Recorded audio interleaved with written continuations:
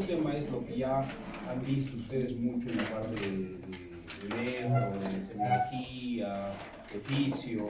¿No? No lo vamos a ahondar mucho porque eso no nos compete tanto en la parte quirúrgica, ¿no? Pero lo más importante sí para ver de un paciente que está en un preoperatorio de repente, ¿no? Entonces, este primer tema, ¿no? El título es pues, nutrición, ¿no es cierto?, de un paciente quirúrgico, ¿no? Entonces, cuando hablamos de un paciente que va a entrar a sala de operaciones, ¿no? Tenemos que ver lo importante es cómo está llegando el paciente, o sea, su estado general, ¿no? Importante ver también la edad, ¿no?, de un paciente. Es diferente operar un paciente con una peritonitis que tenga 20 años o un paciente con una peritonitis que tenga 80 años, ¿no? Entonces, ahí va a variar mucho de acuerdo al tipo de patología, a la enfermedad que tengamos y más, ¿no? Entonces, nosotros para dar alta a un paciente, como creo que les comenté en la primera clase, o sea, tiene que haber un par de criterios. O sea, lo primero, es un paciente ya posoperado, tiene que tener dolor lo mínimo posible, ¿no es cierto?, más bajo posible, ¿ya? Que esté ambulando, que esté caminando y que esté tolerando la vía oral, ¿no? Entonces, que, bueno, en algunos casos que le estamos quedando en posición, ¿no? Ya, sobre todo en pacientes con obstrucción intestinal, o pacientes que hacen resecciones intestinales, ahí sí, ¿no? Porque no podemos dar alta a un paciente que no funcione bien el tránsito intestinal, ¿no? Entonces, básicamente el tema de nutrición, pues, relacionado a eso, un paciente tiene que tolerar algo para que pueda salir de algo, ¿no? Porque si un paciente está con mucha náusea, está vomitando, entonces no le vas a dar el alta, ¿no? Entonces tienes que ver la causa por la cual está teniendo esa intolerancia alimentaria, ¿ya? Que puede ser muy amplia. O sea, en el ámbito de cirugía puede ser desde el mismo acto quirúrgico que estamos realizando en el paciente, desde la misma anatomía del paciente, la misma predisposición que pueda tener al pronóstico del paciente, la dieta que está recibiendo y la enfermedad de base, ¿no? Entonces hay muchos factores para ver que el paciente esté tolerando una buena dieta. Pasa muchos errores, seguramente cuando vean las historias clínicas de piso sobre todo, no en emergencia, que a varios pacientes o a la mayoría de los pacientes les colocan prácticamente la misma dieta, ¿no? El mismo tipo de dieta a todos los pacientes no se les puede dar, ¿ya? Y eso obviamente también tenemos que manejarlo con el área de nutrición. Entonces, si hay un paciente específico que, por ejemplo, le he hecho una gastrectomía por un tumor de estómago, pues no le puedo dar una dieta común a un paciente que se ha operado pues, de una vesícula, un apéndice, ¿no? Pues no es lo mismo, ¿no? Entonces, hay que tener un poco cuidado en las indicaciones que vamos a poner en estos casos de los pacientes, ¿no? Entonces, cada caso va a ser individualizado, pero como digo, es un poco difícil manejar este tipo de dietas específicas que tú le tienes que mandar, ¿no es cierto?, al nutricionista, y decirle que a este paciente no le vas a poner fibra, o no le vas a dar residuos, o no le vas a dar un cierto porcentaje de calorías, de proteínas, ¿no? Entonces, es un poco difícil manejar en un hospital, porque tienes mucho paciente. Nosotros en el pabellón normalmente manejamos 30 a 40 pacientes en promedio, ¿no? Entonces es difícil, ¿no?, para la licenciada de nutrición hacer un manejo muy individualizado, pero tenemos que indicarlo, si se puede. Entonces, la nutrición en un paciente va a ser muy importante, ¿no? El pilar, como les dije, para que el paciente pueda salir de algo, ¿ya? Entonces, ¿por qué es necesario el soporte nutricional en un paciente quirúrgico? Entonces, no estamos hablando acá solamente de la dieta, estamos hablando de un soporte, o sea, que significa que algo más tenemos que dar a este tipo de pacientes, ¿no?, para que pueda cumplir su requerimiento basal. Hay algunos pacientes que de repente con una dieta blanda van a estar tranquilos, de repente un paciente tengo que ponerle una dieta hiperproteica, de repente otro paciente tengo que darle un suplemento, ¿no es cierto?, adicional a la dieta que estamos recibiendo, dependiendo de lo que queremos en el tipo de paciente, ¿no? Entonces, es necesario, algunos sí, algunos no. ¿Qué más? ¿Cuándo alimentar a un postoperado? Eso también va a variar mucho, ¿no? Entonces, la mayoría de los colegas, ¿no?, en los diversos centros, ¿qué es lo que le colocan? O sea, un paciente sale postoperado y le ponen NPO y no ponen nada más. ¿Eso qué significa? Que lo estás mandando al paciente NPO mínimamente hasta el día siguiente de la cirugía, ¿no? Entonces, si te pones a pensar, un paciente que, por ejemplo, está en una cirugía electiva, ¿no?, digamos una ventración, ¿no?, entonces que va a entrar en turno a las 11 de la mañana, entonces está en ayunas desde la noche previa, ¿no es cierto?, que son 8 de la noche o 7 de la noche que le dan el último alimento. toda la mañana, se opera toda la tarde, toda la noche y al día siguiente, o sea, si suman casi 36 horas de ayuno, ¿no? Que es en promedio, y eso no está bien, ¿no? Entonces, pero eso es lo que pasa en los hospitales, ¿no? Entonces, cuando tú vas a darle a alimentar a un paciente, no tienes que esperar mucho tiempo, ¿ya? O sea, antes sí se decía eso, ya tienes que operar a un paciente y el paciente tiene que estar mucho tiempo echado, mucho tiempo en cama, no va a comer 2 o 3 días, ¿no? Para que se recupere, eso es lo que pensaban, ¿no? Incluso los mismos parientes, las enfermeras, incluso médicos antiguos también se pensaba eso, ¿no?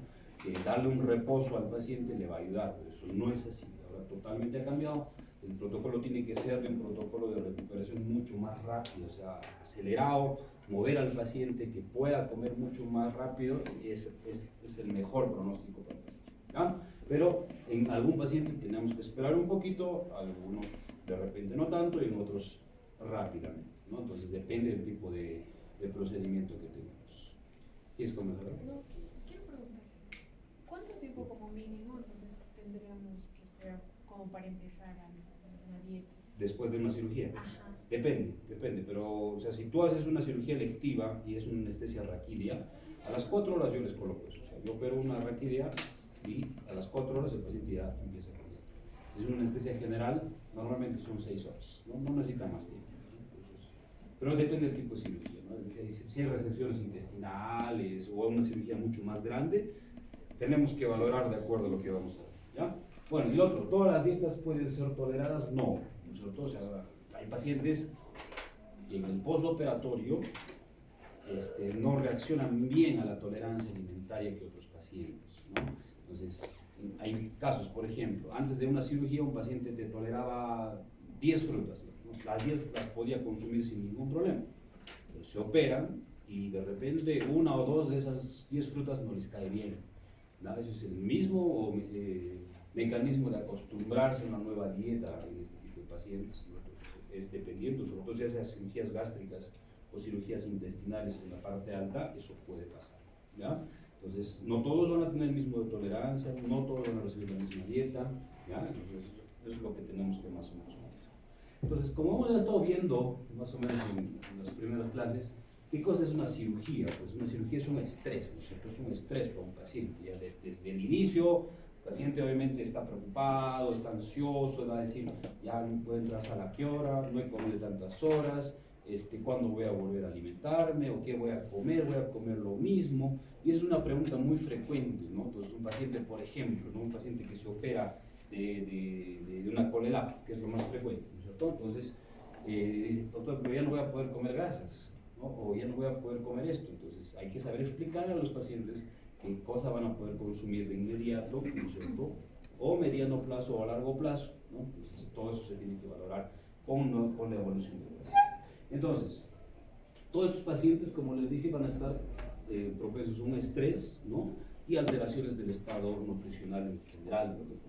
Dependiendo del tipo de cirugía, del tipo de ayuno que le has dado, si va a tener alguna complicación también, ¿no? O sea, si vas a tener una complicación postoperatoria, como por ejemplo una fístula, entonces ahí va a cambiar todo el panorama de tu proyecto, tu prospecto de alimentación en un paciente no va a ser el mismo que un paciente que no tenga alguna complicación. Entonces, estás operando a un paciente con una apendicitis complicada, pues le estás empezando la dieta y te hace una obstrucción intestinal, tienes que frenar todo. Pues frenas todo y vuelves otra vez a lo que estabas empezando.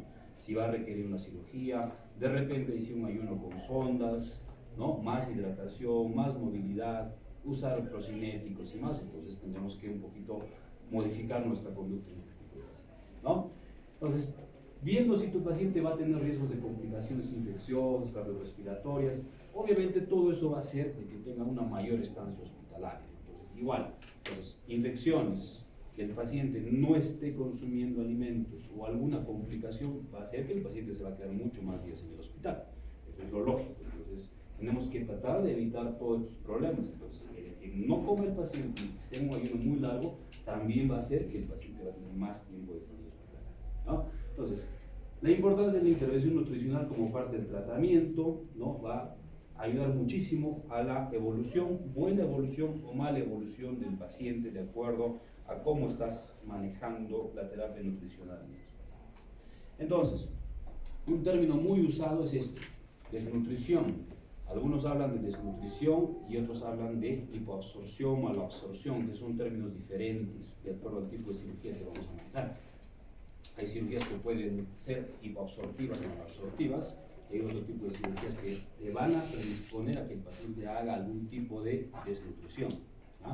Entonces, en general, este tipo de estado se da en cirugías del tracto gastrointestinal, sobre todo en las partes más altas. ¿Por qué en las partes más altas? Porque vemos que la producción de líquido, ¿no es cierto?, de fluidos es bastante alto, ¿no? Producimos saliva, producimos el jugo gástrico, el duodeno, la parte yeyunal, entonces hay mucho contenido líquido, entonces puede haber una malabsorción y desnutrición en este tipo de cirugías.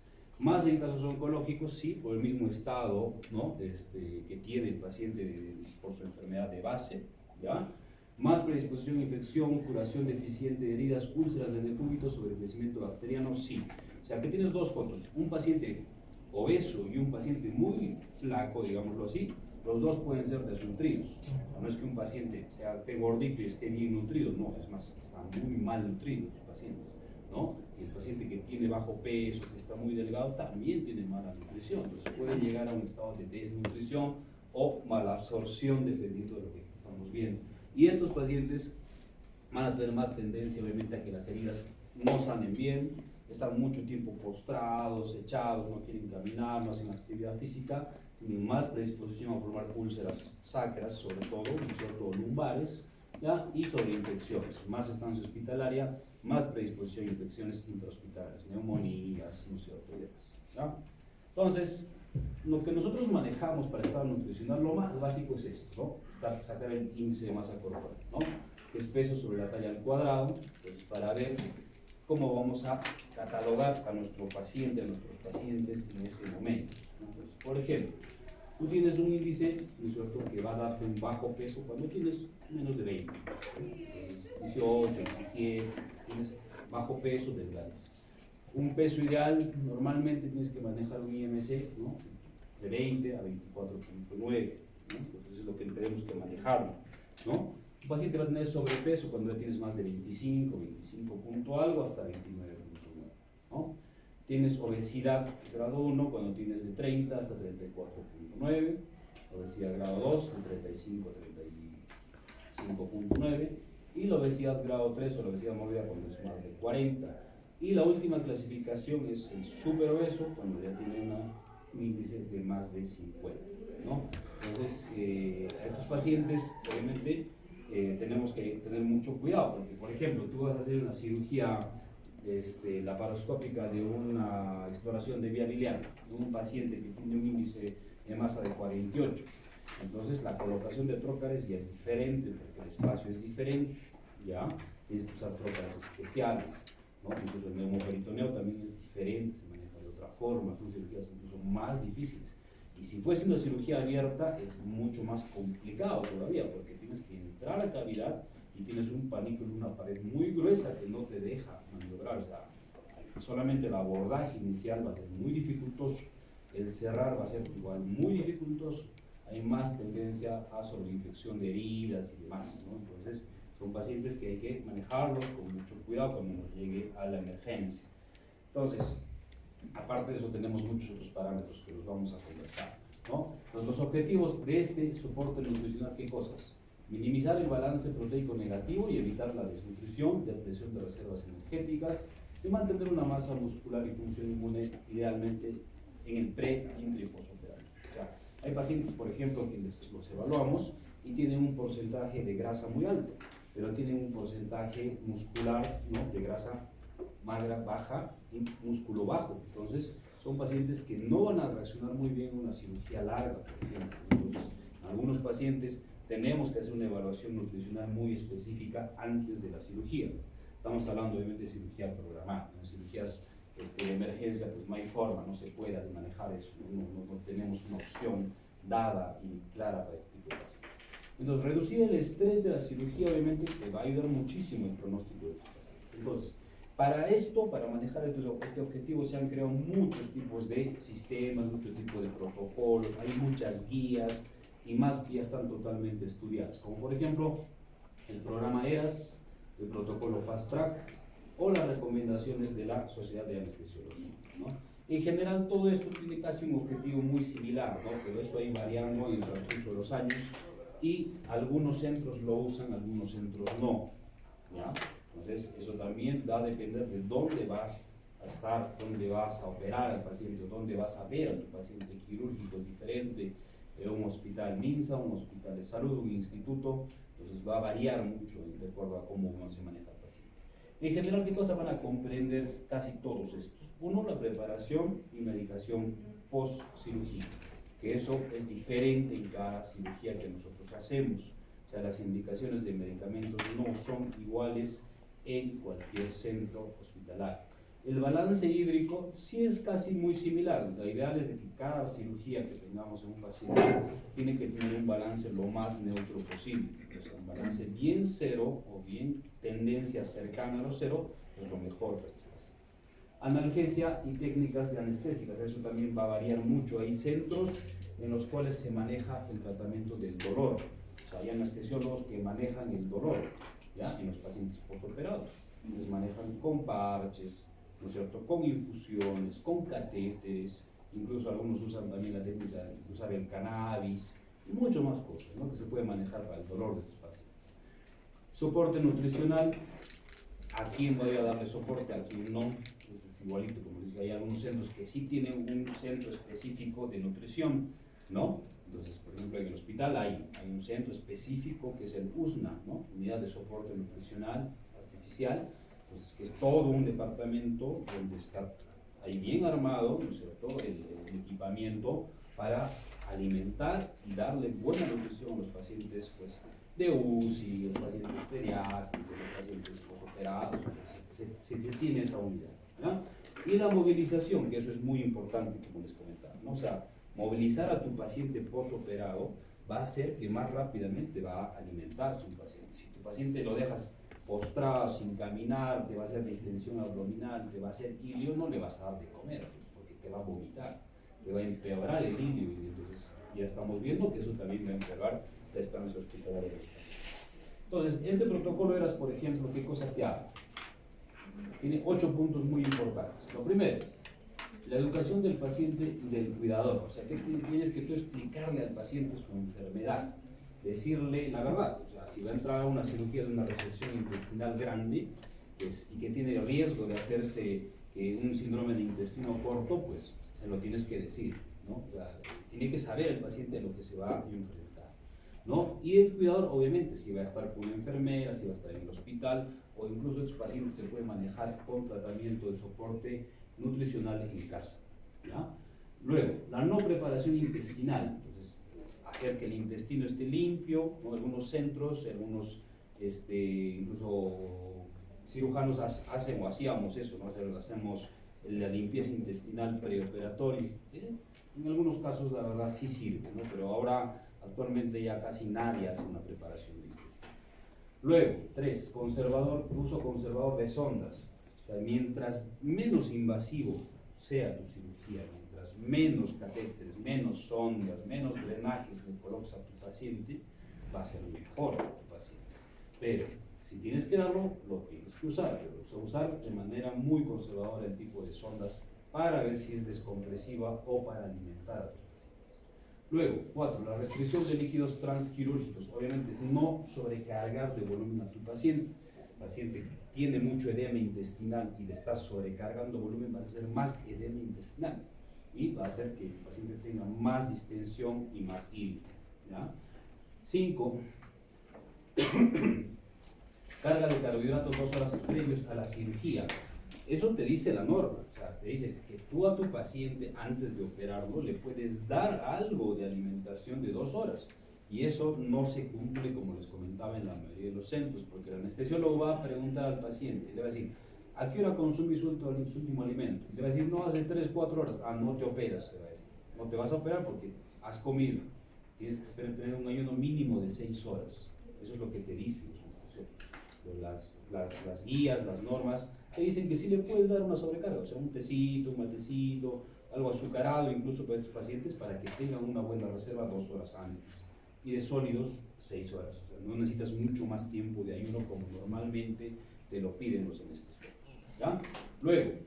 Alimentación oral, obviamente la mejor es la vía oral. Pues, o sea, si tu paciente va a tolerar la vía oral, que coma, ¿no? O sea, en vez de estar poniéndole, si quieres, vitaminas, si quieres ponerle suplementos y todo lo que quieras que puede ser enterado, para enterado o por sonda, no. O sea, si tu paciente va a tolerar la vía oral, dale, que es la mejor opción. Luego, ambulación temprana postoperatoria, ¿no? Que el paciente tiene que caminar. O sea, los pacientes, ni bien estén ya moviendo las piernas, si es una anestesia raquídea, tiene que caminar inmediato, ¿no? Eso es lo mejor. Y el egreso temprano, pues obviamente, incluso ahí acaba lo que se maneja, lo que es el UCMA, que es cirugía mayor ambulatoria. O sea, tú operas una cirugía, digamos, relativamente grande, puede ser una hernia si quieres, ¿no? Entonces, y le das de alta incluso el mismo día. No es necesario hospitalizar a tus pacientes para evitar todo esto, ¿no? Y mejorar el tema de alimentación y todo eso. Ahora, el protocolo Fast Track, ¿qué significa? Es un protocolo de rehabilitación multimodal. Entonces, acá habla de algo mucho más rápido, o sea, mucho más dinámico. O sea, un protocolo Fast Track tienes que darle a tu paciente todo lo más rápido posible para su recuperación. Uno, ¿qué cosa? Informar y permitir al paciente que se involucre en sus tratamientos, explicarle que tiene que cumplir las indicaciones que le estás dando y también ayudar con el tratamiento en casa. Suministrar nutrición evitando el ayuno previo a la cirugía, igualito. O sea, tienes que darle una sobrecarga de, ¿no es cierto?, de calorías, de carbohidratos a tu paciente antes que se opere. Luego, estandarizar la anestesia y monitorizar fluidos. Eso también es un poco variado. Entonces, lo que les decía, en centros que se hace cirugía mayor ambulatoria, o sea, para que tu paciente se vaya a su casa, tendrías que hacer solamente anestesia regional, no una anestesia general. Un paciente se opera, que dura una cirugía normalmente unos 30, 40 minutos en promedio, sale a recuperación y empieza a mover las piernas y a las 2 horas se va a su casa. Luego, usar cirugía mínimamente invasiva. Lo mejor sería hacer todo cirugía laparoscópica, obviamente. No todo, pero se puede hacer, no todos los casos. Y promover la movilización precoz, igualito, entonces repitiendo lo mismo, que mover a tu paciente ya está prohibido, que el paciente se opere y esté echado todo el día, no, eso ya no existe. Entonces, los tres pilares de esto es ¿qué cosa? La nutrición adecuada, alimentar rápido a tu paciente, control del dolor, manejar mucho el dolor, porque hemos dicho, tu paciente está con dolor, no va a caminar, no va a querer moverse, y la movilización temprana. Entonces, si tienes estos tres pilares, a tu paciente lo vas a poder dar de alta muy rápidamente. Entonces, todo esto va a hacer que el paciente disminuya el estrés, menos dolor postoperatorio, menos estancia hospitalaria y mayor recuperación de lo que estamos conversando. Entonces, evitar largos periodos de ayuno, la guía te dice eso, ¿no? Líquidos hasta 2 horas antes de la cirugía y los sólidos hasta 6 horas antes de la cirugía. Pero les vuelvo a recalcar que eso no se cumple en casi ningún centro del país, ¿ya? Y comenzar el soporte nutricional las primeras 24 horas postoperatorias. Si tu paciente necesita un suplemento adicional, digamos, has hecho una cirugía intestinal importante, le has colocado una sonda nasoentérica, nasoyunal y tienes que pasarle Ensure, pásale al día siguiente, si ya se puede, mucho mejor para tu paciente alimentarlo, al menos un día ya lo estás dejando en reposo, pero después ya vas a poder alimentarlo. Entonces, todo esto va a hacer que se reduzca la respuesta endocrina, va a mejorar la resistencia a la insulina, obviamente más en pacientes diabéticos, catabólicos y precatabólicos, y va a disminuir la deshidratación postoperatoria para la recuperación de estos pacientes. Junto con buena hidratación, buena alimentación, los pacientes tienen buena respuesta postoperatoria. Pero ¿qué es lo que pasa en un postoperatorio? Entonces puedes tener estos dos escenarios. El primero es eso, que es lo más frecuente, ¿no? Que el paciente se opera y está echado en cama, no quiere ni moverse, apenas hace su esfuerzo respiratorio, ¿no? Está ahí, ¿no? Todo convaleciente. Eso pasa con muchos de los pacientes. Entonces, no quieren ayudar, no quieren caminar, no quieren ir ni al baño, ¿no? Entonces, no te ayudan este tipo de pacientes. Tú tienes que decirle que no es así, que no es lo correcto, que eso ya no se hace, ya no es el mejor manejo de recuperación de este tipo de pacientes. Entonces, eso es el primer escenario. O el segundo escenario, que el paciente sale de la cirugía, despierta, o si quieres ya está un poco más tranquilo y está de hambre. Se quiere comer todo lo que puede encontrar en ese momento, ¿no? Porque, como les digo, normalmente pasa mucho tiempo de ayuno, ¿no? El promedio son 30 horas, incluso para más, un paciente que está sin consumir un alimento. Entonces, no es lo normal. O sea, una persona, digamos, que tiene un ritmo normal, o sea, ¿cuánto tiempo puede esperar sin comer? No es mucho. ¿Tú cuántas horas has estado máximo sin comer?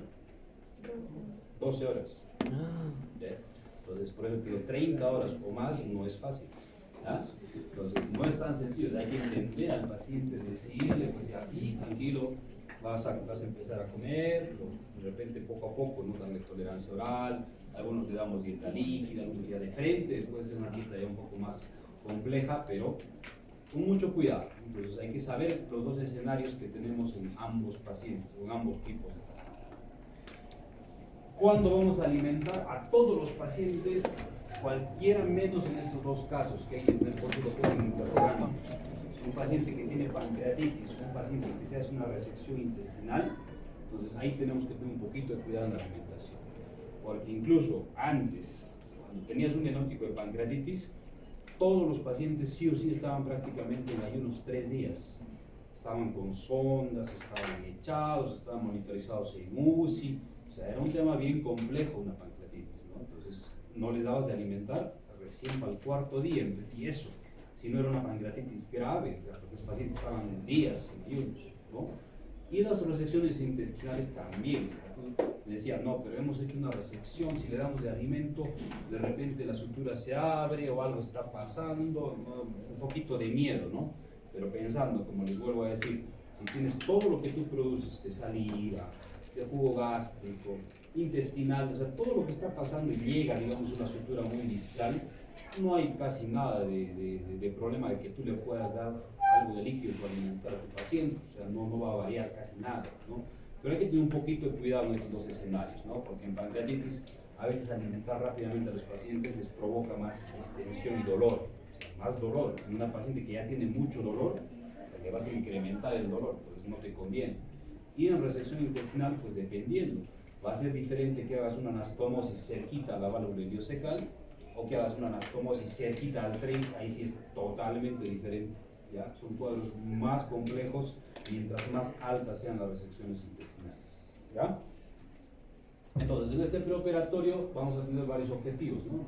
Mantener y mejorar el estado nutricional, disminuir la morbilidad, prevenir la desnutrición y prevenir la depresión de estados hipercatabólicos por el ayuno mismo del paciente. Ahora, estamos hablando ya de suplementos, o sea, no solamente de una dieta, estamos hablando de algo más que vamos a darle al paciente.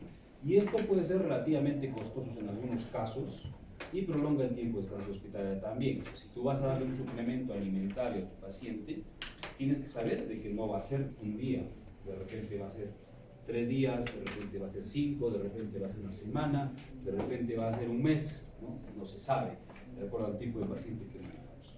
Estos pacientes pueden beneficiarse, ¿no?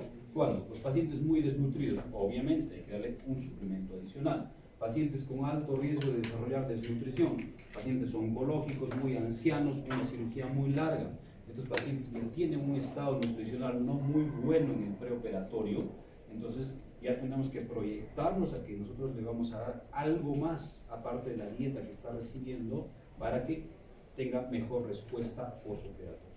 Pues por ejemplo, una cirugía programada, hay que buscar siempre una ingesta rápida, hemos dicho, y una no programada, la reconversión del estado crítico. Si es una super emergencia, tu paciente pues, ha entrado con una isquemia intestinal, ya, pues ni modo, o sea, haces lo que puedas en la cirugía y ver cuándo vas a reiniciar ya la vía oral a este tipo de pacientes, ¿no? O sea, eso se tiene que valorar prácticamente en el postoperatorio, saber cómo está saliendo tu paciente y cómo tú lo vas a manejar, si va a ir a piso, si va a ir a UCI, no sé, dependiendo del estado, ahí podemos manejar algunos cambios.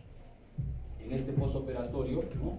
Hay que aconsejar los protocolos que estamos hablando, ver mínimamente un periodo de unos 3 días de alimentación, ¿ya? Si tu paciente no va a mejorar con solamente una dieta estricta, hay que darle un suplemento especial a los pacientes para evitar que desarrollen complicaciones postquirúrgicas, como pacientes que están desnutridos, que tienen problemas de repente de anemia, que tienen problemas de malnutrición propia por otra enfermedad, tenemos que ayudarlos. Entonces, ¿cuándo es necesario el soporte nutricional artificial? Son 2 indicaciones básicamente para darles algo más de la dieta, ¿no es cierto? 1, si la ingesta oral perioperatoria está contraindicada por más de 7 días, o sea, si tu paciente sabes que lo vas a operar y no va a poder comer por algún motivo, de repente está intubado, está un shock muy grave, un paciente en muy mal estado general, entonces no va a consumir 7 días, tú ya tienes que proyectarte a darle un soporte artificial.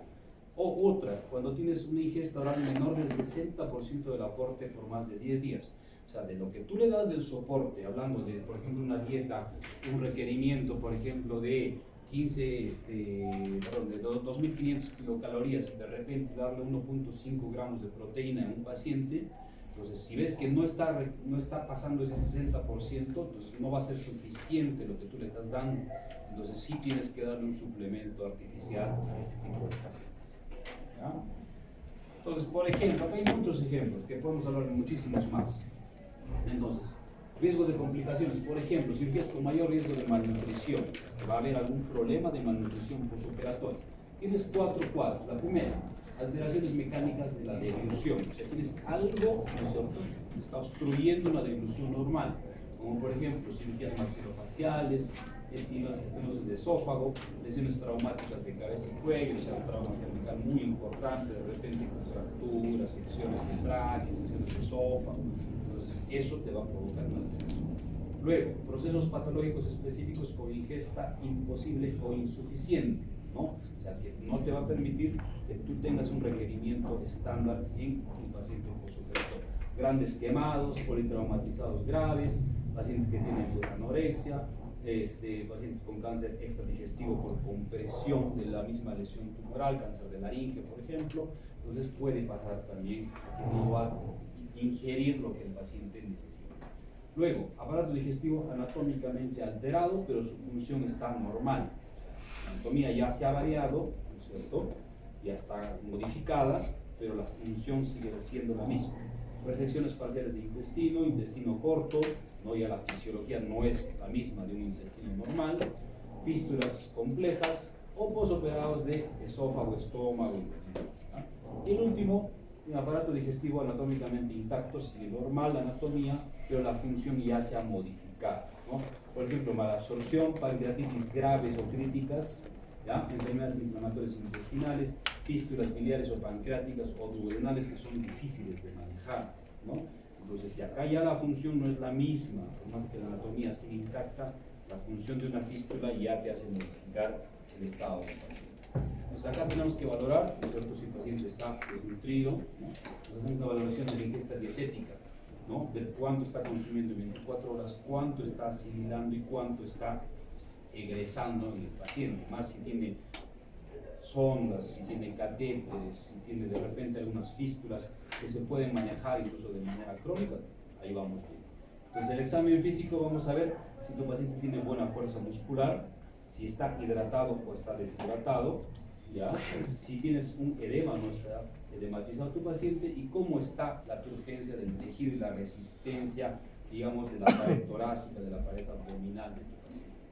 Se hace una evaluación antropométrica, ¿no? Entonces vemos, ya hemos dicho, el IMC, peso, talla, IMC, porcentaje de peso que puede tener ese movimiento, composición corporal, y en los laboratorios tenemos muchos parámetros, ¿no? Ver cómo, desde un simple hemograma, ¿no?, hasta ver cómo está la albúmina, ¿no?, la transferrina, colesterol, prealbúmina y otros valores, ¿no? Si tienes vitamina B12, si tienes de repente ácido fólico. Entonces, para valorar a tu paciente tienes varios estándares de laboratorio para ver cómo está entrando tu paciente en el preoperatorio, incluso cómo está después del postoperatorio, ¿no? Entonces, pero la más importante es definitivamente la albúmina en el laboratorio.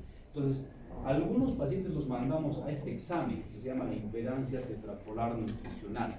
Es un examen muy interesante que lo manejan algunas licenciadas en nutrición, ¿no? Es un aparatito que les va a medir todo: cuánto tiene de grasa magra, cuánto tiene de grasa muscular, cuánto tiene de peso muscular, cuánto exceso de agua puede tener el paciente. O sea, ahí se valora todos los parámetros estándares, cómo está entrando tu paciente, cuánto exceso de peso puede tener o déficit de peso que pueda tener, ¿no?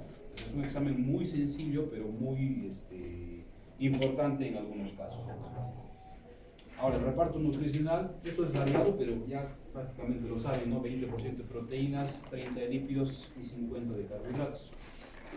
viendo más o menos que hay que manejar los estándares de glucosa entre 110 a 150. Si es un paciente diabético o no diabético, también vamos a variar algunas cosas. Vamos a ver si nuestro paciente va a usar nutrición enteral, nutrición parenteral o más. El soporte de proteínas vamos a manejar un promedio entre 1.2 y 1.5 gramos por kilo día. Entonces, dependiendo de tu paciente, si tienes un paciente que tiene una desnutrición muy marcada, de repente está entrando con una albúmina en 2.7 o menos, entonces tenemos que darle un soporte de proteínas mucho más alto que otro paciente normal. ¿Ya? ¿Qué más? Los lípidos, bueno, de 0.7 a 1.5 gramos por kilo día, exceptuando en pacientes que tienen hipercolesterolemias o más, o problemas hepáticos, ¿no? que te han hecho pancreatitis de repente hace poco, entonces tenemos que un poquito manejar ahí la fórmula. Y esto lo manejan mucho en UCI, ¿no? Los que han visto de repente un paciente en cuidados clínicos, pues manejan la formulación de la dieta, por ejemplo, una formulación enteral, una formulación de nutrición parenteral, va a ser variado en este tipo de pacientes. Entonces, la nutrición estándar va a ser siempre individualizada. Por más mismo peso que tengan tus 2-3 pacientes, algunos te voy a poner un poquito más de proteína, algunos menos de lípidos, algunos de repente les voy a agregar aminoácidos, no sé. Entonces, eso va a ser muy variado en cada tipo de pacientes. La nutrición enteral entonces va a ser menos costosa, ¿sí? Definitivamente. Menor tasa de complicaciones infecciosas, o sea, mientras el paciente pueda asimilarlo por boca, va a ser mucho mejor. ¿En quién está indicado? Pacientes con deterioro neurológico permanente, un paciente que está postrado, que ha tenido de repente un ACV, un problema cerebral crónico, que no puede comunicarse, les puede servir esto. Disfunción bucofaringea, que no puede masticar bien el paciente, disfunciones de repente motoras en la parte de esófago alto, ¿no? Síndrome de intestino corto, esto sí es en la parte inicial, porque en síndrome de intestino corto tenemos que manejar la nutrición parenteral. La nutrición enteral se da inicialmente hasta que tú tengas tu formulación, hasta que tengas, digamos, el material disponible, incluso si no tienes el dinero porque cuesta mucho más, entonces se puede manejar inicialmente con nutrición enteral. Trasplante de médula ósea o traumatismo mayor también se puede usar y en varias otras indicaciones. Entonces, este soporte enteral, ¿no? Va a ser obviamente en pacientes que están más estables, ¿no? Normalmente se inician 5 o 7 días antes de la cirugía y después del postoperatorio. Entonces, si tú tienes un paciente que vas a manejarlo, por ejemplo, una cirugía que va a ser muy grande, ¿no? Que puede ser un trasplante intestinal, una cirugía de cáncer de cabeza de páncreas, ¿no? Entonces hay que alimentar previamente a tus pacientes para que no tengan una depresión ni desnutrición postoperatoria. Cuando también, por ejemplo, un paciente no le vas a dar en una obstrucción intestinal, no le vas a dar los suplementos, porque todo obviamente va a salir por la sonda. Un paciente en muy mal estado general, shock, isquemia intestinal, falla multiorgánica, no le vas a dar inicialmente la nutrición a este tipo de pacientes. ¿Ya? Y las fórmulas son muy variadas.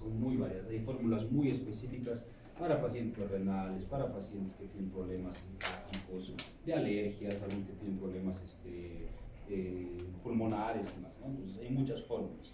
Entonces hay muchos sustratos inmunomoduladores, condicionantes, ¿no? Para mejorar. La mayoría de estos sustratos o elementos tienen estos 4 elementos, tienen estos 4 componentes: glutamina, arginina, ácido omega 3 y los nucleótidos, ¿no? Básicamente, incluso el omega 3 es muy fácilmente se consigue tolerable. Pacientes que tienen, por ejemplo, hepatopatías, que tienen el hígado graso, un hígado muy grande, les damos este omega 3, ¿no es cierto?, antes de la cirugía. De repente, 1 o 2 tomas de este omega, ¿no?, antes de la cirugía, de repente una semana, 10 días. Si tienes tiempo para un paciente que se va a hacer una cirugía electiva, lo vas manejando de esa forma.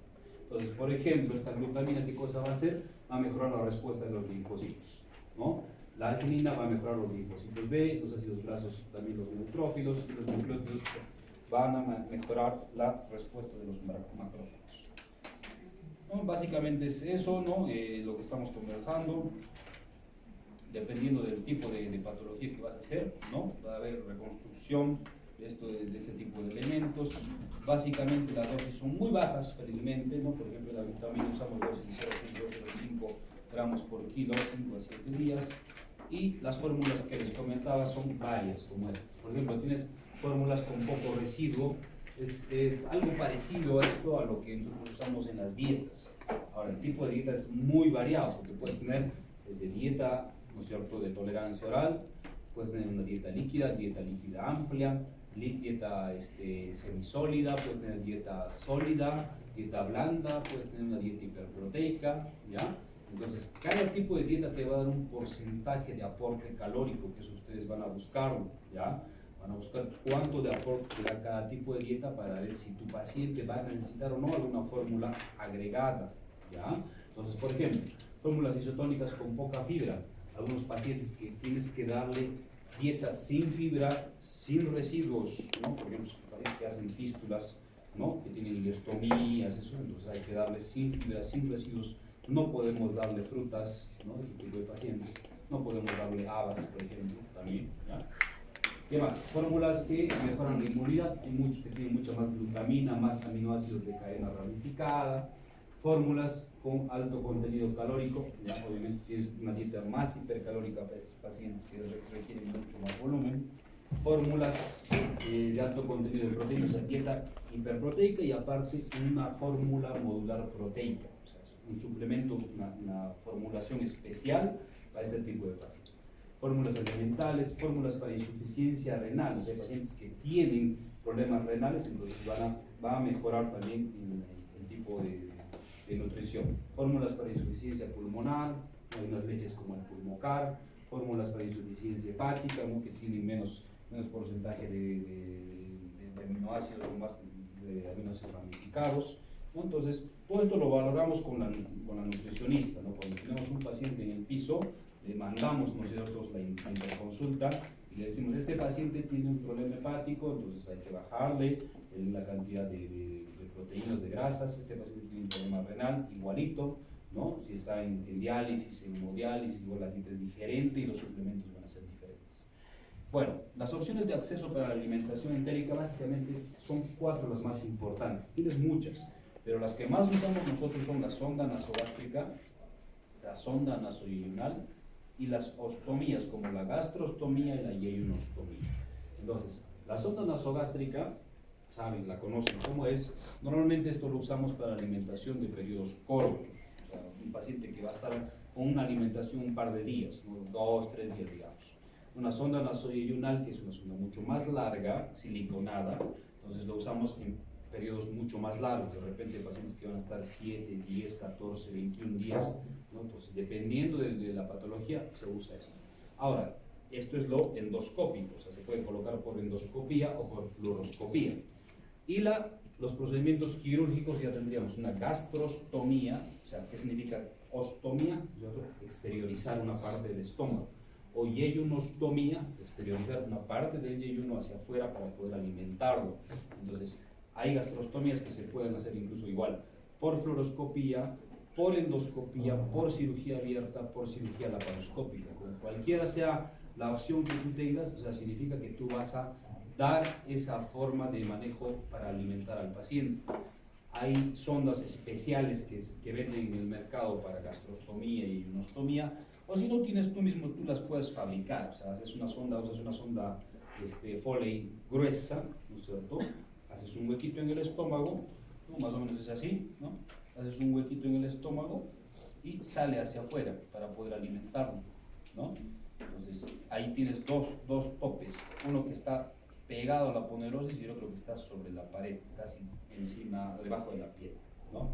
Entonces, esto se usa un tiempo para alimentar al paciente, después forma un trayecto fistuloso y el tapón puede salir o la sonda sale fácilmente. O una yeyunostomía. Hay varios tipos de yeyunostomía, no es necesario que lo sepan porque es un tema de especialidad, ¿no? Hay varias técnicas quirúrgicas para hacer yeyunostomía, pero igualito entra una sonda por el medio, ¿no?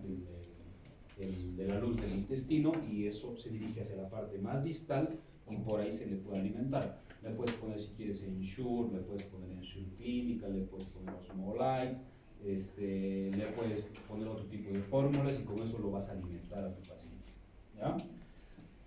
Tenemos estas también las fórmulas que nosotros usamos en el mercado en los pacientes. Tenemos el Provide Gold, que es proteína, que te da 15 gramos por cada toma. O sea, un vasito, una tapita chiquitita de 30 ml te da 15 gramos de proteína. El Licuacel igualito, pero te da 16 gramos de proteína. Y el Biotin, que te da también 16 gramos en líquido y este es un biotin en polvo, porque hay algunos pacientes que no toleran este tipo de suplemento de proteína. Lo que pasa es que la mayoría de las proteínas son muy dulces, ¿ya? O sea, a los pacientes casi no les gusta. Tú le das, por más de que le des una vez al día, el sabor es muy fuerte, ¿no? Entonces no les agrada, tienen problemas de náuseas y no toleran. Entonces hay opciones como este último, que es en polvo, ¿no? Y tiene un sabor neutro, y lo puedes combinar con la sopa, se le das al paciente, ¿no? Si quieres con el jugo, con la leche, con lo que tú quieras, y es mejor tolerable. Hay algunos pacientes que sí lo toleran también los otros, así que no hay mucho. Y la nutrición parenteral, estamos hablando de que un paciente va a estar pues mucho tiempo hospitalizado, va a tener su catéter venoso central y todo lo que implica una nutrición pues de larga data. Es mucho más caro, más complicaciones infecciosas y alta predisposición a colestasis hepática. Está indicado, por ejemplo, en pacientes recién nacidos con anomalías gastrointestinales graves, ¿no? Las gastrosquisis, oncaloceres severos y más, ¿no? Pacientes adultos con síndrome de intestino corto o falla de intestinal, enfermos quirúrgicos con hilio paralítico prolongado, ¿no? 7 a 10 días que el intestino no esté funcionando, tienes que dar nutrición parenteral, fracaso de intentos de proporción de calorías por día oral, o pacientes graves hipercatabólicos con una hipoaluminemia severa.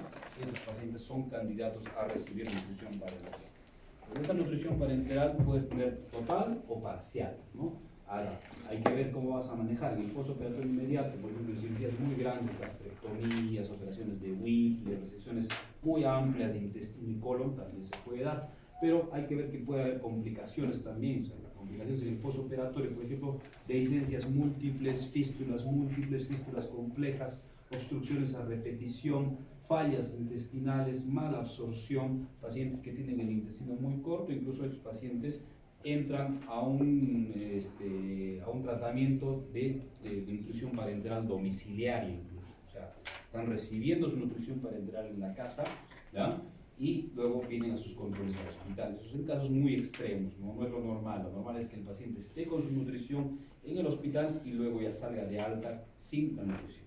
Pero puede haber complicaciones igual, ¿no? Acá, complicaciones técnicas, infección del catéter, ustedes han visto seguramente cómo hay que cuidar un catéter venoso central, cuántos días dura, ¿no? El lavado, incluso hay casos en los que ha pasado un neumotórax por colocación de catéter, ¿no? Entonces no puede ser a veces tan sencillo el manejo, se obstruye a veces la luz de uno de los lúmenes y más, ¿no? Entonces, ¿cuándo vamos a manejar? El tiempo también de uso del catéter, la permanencia hospitalaria y demás complicaciones metabólicas, puede dar colestasis, estetosis hepática, puede dar problemas de perfil hepático, ¿ya? O te puede dar atrofia intestinal, que eso es lo más grave que puede pasar, porque si tienes un paciente que está con nutrición parenteral total mucho tiempo, hay atrofia de vellosidades intestinales, ¿no es cierto? Disminución de la absorción intestinal.